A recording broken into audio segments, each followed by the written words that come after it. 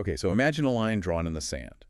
But this line stretches for, what, hundreds and hundreds of miles. Right, across some really unforgiving terrain. And for the last 15 years, it hasn't just been a border. It's been a wall of silence. It's cut families apart, choked off trade. It's basically been this militarized monument to fear. We're talking about the border between Kenya and Somalia, and for the people who live there, that silence has been, well, deafening. So officially, this border's been shut tight since 2011. Now, here's the news that kicked off our deep dive today. Come April, that silence is set to break. The border is reopening. A huge development. And if you just read the headlines, you'd think, okay, great, peace, a return to normal. But when you start to scratch the surface, and that's exactly what we did with the sources today, you find this really complex and frankly pretty dangerous paradox. Paradox is the perfect word, because the reason they slammed that border shut in the first place was al-Shabaab. The militant group, yeah. And based on the intel reports we're looking at, al-Shabaab hasn't exactly, packed up and gone home. No. In fact, some of the data suggests the exact opposite, which really leads to the big question of this whole thing. Why now? Why now? Why is the Kenyan government choosing this specific moment when a lot of the threat indicators are, you could say, flashing red to reopen the gates? And are they actually ready for what comes next?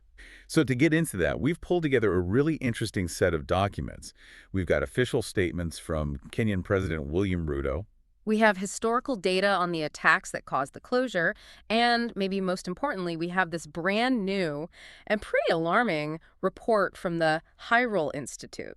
That Hyrule report is key, isn't it? It is. They're a think tank based right there in Mogadishu, so this isn't some academic exercise from, London or Washington. They are on the ground. And their assessment seems to contradict the official story in some pretty stark ways. It really does. Okay, let's get into that contrast, because it is startling. But first, the announcement itself. This wasn't just some press release emailed from Nairobi. The setting for this, it really mattered. It did. President Ruto went all the way to Mandera. And for listeners who don't know the geography, Mandera is way up in far northeast of Kenya. It's right on the border with both Somalia and Ethiopia.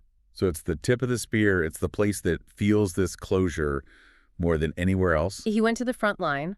And in his speech, he didn't really focus on military strategy. He talked about the human element. The emotional toll. Exactly. He said it was, and this is a quote, unacceptable that Kenyans in Mandera are cut off from their kin and neighbors in Somalia.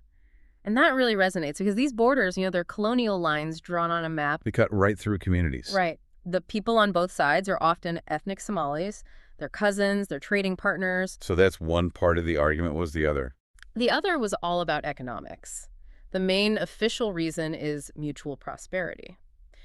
Ruto is basically betting that reopening these two specific crossings will jumpstart the local economy. The old idea that if people are trading, they're not fighting. That's the classic counterinsurgency theory, yeah. You bring prosperity to a marginalized region and you dry up the recruitment pool for groups like al-Shabaab.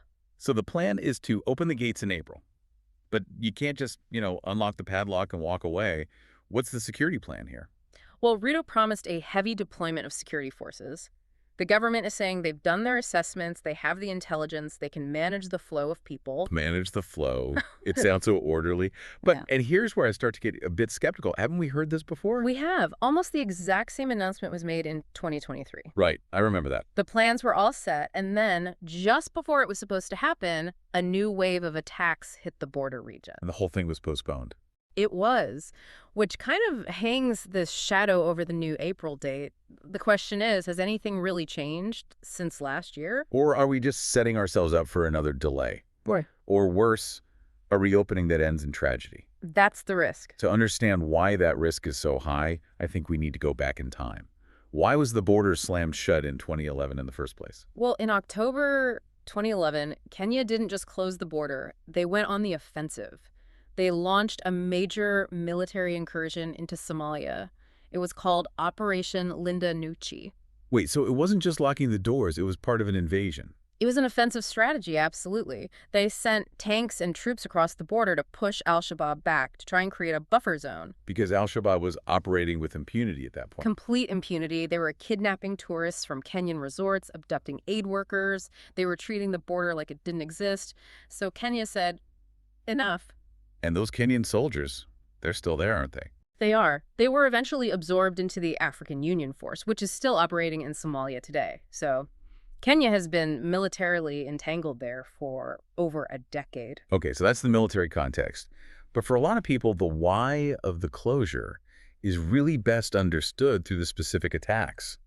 I mean, looking at the timeline and the source material, it's brutal. This wasn't abstract. No, it's a trauma that's just baked into the Kenyan national psyche. And it's important to remember these, not to dwell on it, but to understand the justification.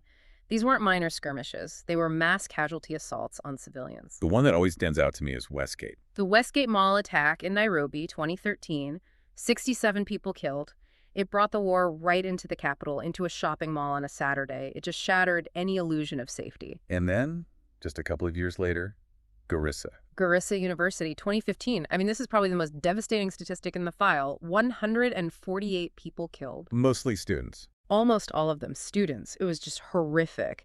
And it showed that al-Shabaab could strike these soft targets with incredible efficiency. And that's not even counting the constant attacks in the border regions themselves, like in Mandera. Exactly. The 2014 bus attack, where they executed 28 passengers. Then the Nairobi hotel assault in 2019. The point is, al-Shabaab proved again and again that they could project power deep inside Kenya. Okay, so you have this history of terrible violence.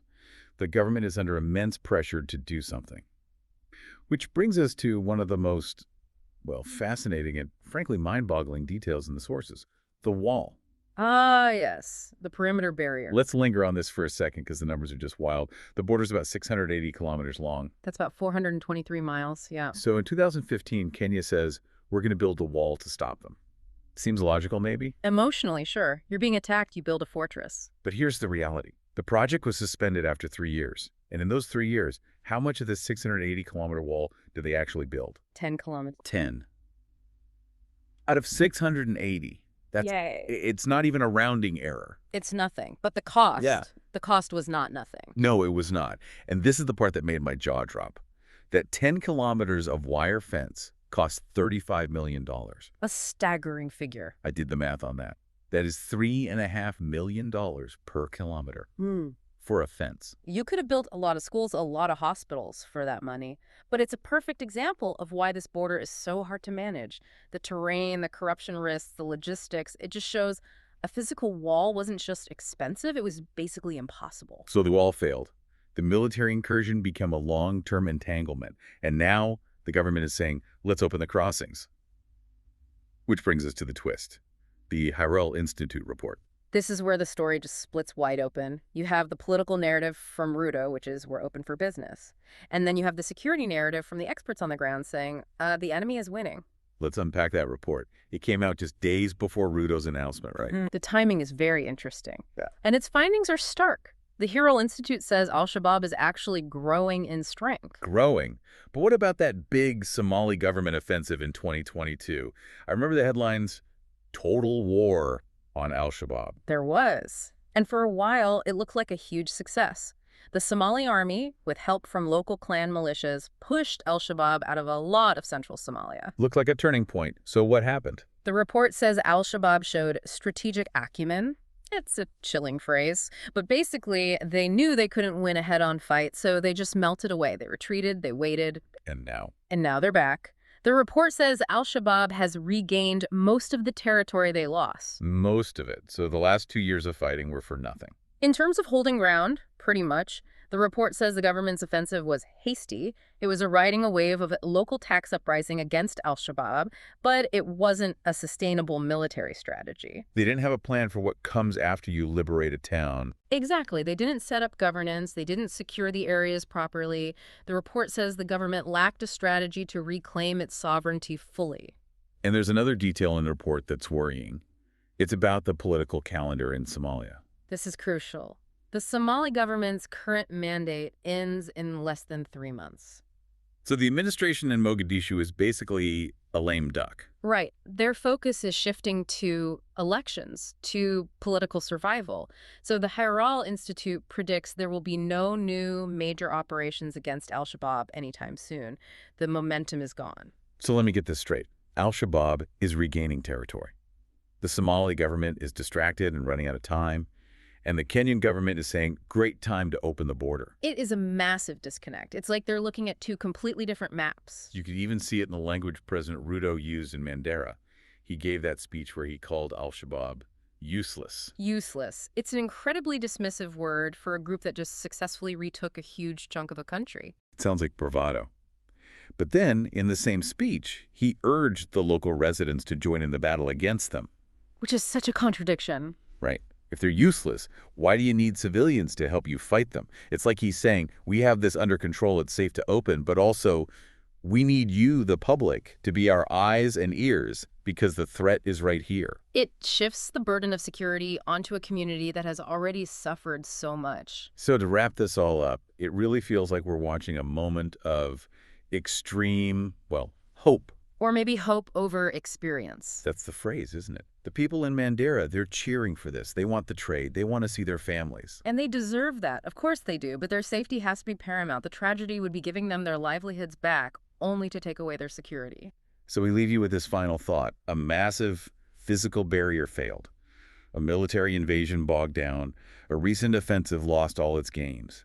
And now the strategy is to open the doors and rely on heavy security. While the experts on the ground are saying the threat is actually growing, and the president is saying the terrorists are useless. If concrete walls and military force couldn't solve this, is an open border a brilliant strategic pivot fighting terror with trade?